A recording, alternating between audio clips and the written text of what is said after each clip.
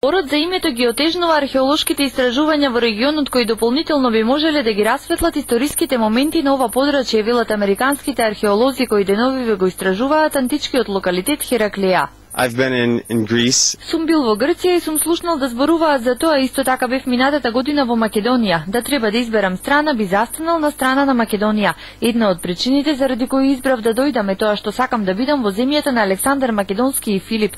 Убаво е да се извалкаат рацете во земјата на старата Македонија. Метро нагласува дека веќе се обиделе да организираат истражување во Грција, но велат дека тоа било далеку потешко да се организира во Грција одошто во Македонија. Нашата земја ја оценуваат како многу поотворена за соработка. Странските археолози се дел од летната школа за археологија во организација на Фондацијата Балканско наследство од Бугарија и Младинскиот културен центар од Битола.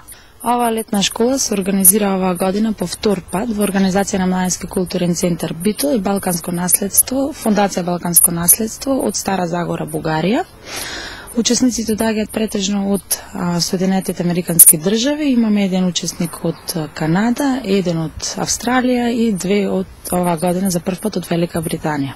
Од фондацијата планираат во иднина пообемни истражувања на битолска Хераклеја.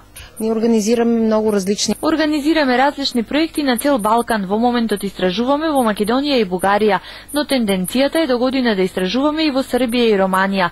На нашиот веб-сайт има многу снимки од Хераклеја и сметам дека луѓето се привлечени од мозаиците и културата која тука е екзотична. За странските археолози и студенти по археологија кои во Битола ќе останат до 2 август покрај истражувањата на терен се организираат и предавања во областа на археологијата.